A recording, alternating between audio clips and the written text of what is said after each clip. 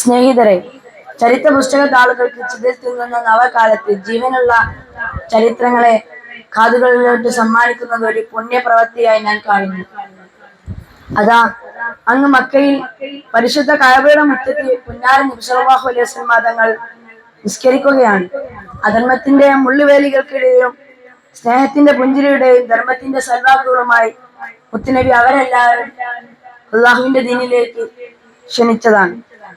അവർക്ക് പിടിക്കാത്തത് നാളിതുവരെ ആരാധിച്ച ദൈവങ്ങളെയും പിരിയുന്നതും സമൂഹത്തിന് ഇടയിൽ ഉണ്ടാക്കിയെടുത്ത മാനവും വിലവും ഇടിഞ്ഞു പോകുമെന്ന ഭയം അവരെ പ്രതികാരദായികളാക്കി.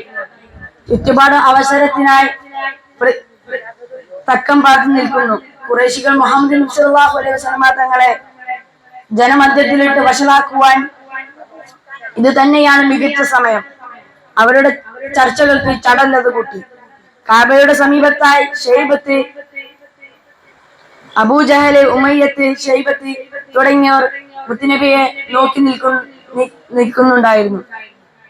ഇപ്പോൾ വേണമെങ്കിൽ എന്തും ചെയ്യാം. മുഹമ്മദ് നബി സല്ലല്ലാഹു അലൈഹി വസല്ലം തങ്ങൾ ആരാധനയിലാണ്. അതാ കുറച്ചപ്പുറത്തെ ഒരു ഒട്ടകത്തിന്റെ കുടൽമാല കേൾക്കുന്നുണ്ട്. ദുർഗന്ധം വമിക്കുന്നുണ്ട്. നല്ല ഭാരവും അതിന് കാണും. മുഹമ്മദ് സുജൂദിലാകുമ്പോൾ ആരാണ് ഇതെടുത്ത് മുഹമ്മദിന്റെ കഴുത്തിൽ ഇടുക എന്ന് അബൂജഹൽ ചോദിച്ചു. അനങ്ങാൻ കഴിയാത്ത മുഹമ്മദിനെ നോക്കി നമുക്ക് പരിഹസിച്ചു ചിരിക്കാം. ഉടൻ തന്നെ ആവേശത്തോടെ ഉഖബത്ത് ചാടി എഴുന്നേറ്റു.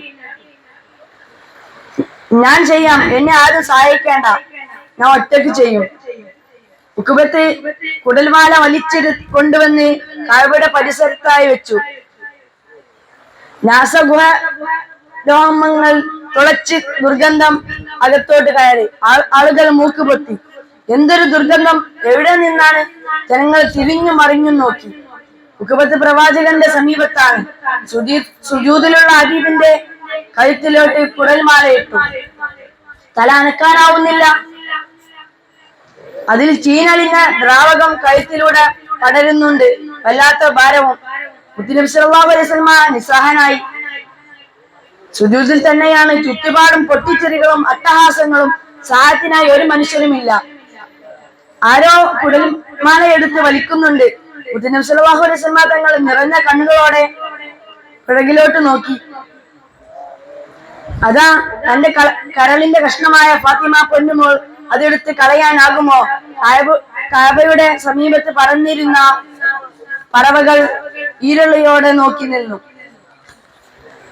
ഒരു നിമിഷം ഞാനൊന്ന് കടലിൽ വീണുന്നെങ്കിൽ എന്ന് പറയുന്ന നേരം കുടൽമാല വലിച്ചെടുത്ത് ഫാത്തിമ ബീവി നിലത്തിട്ടു. ആശ്വാസത്തോടെ നബി സല്ലല്ലാഹു അലൈഹി വസല്ലം തങ്ങൾ തല ഉയർത്തി. ബീവി കുറച്ച് വെള്ളം കൊണ്ടുവന്ന് കൈ വൃത്തിയാക്കി. ഖുറൈശികളോട് ഉറച്ച ശബ്ദത്തോടെ അലറി. ശക്തമായ താക്കീത് നൽകി. കണ്ണിൽ നിന്ന് പ്രതീകം ആഗതമായി. കണ്ണീർ രൂപാന്തരപ്പെട്ടു. അവർ അപ്പോഴും ചിരിയിലാണ്.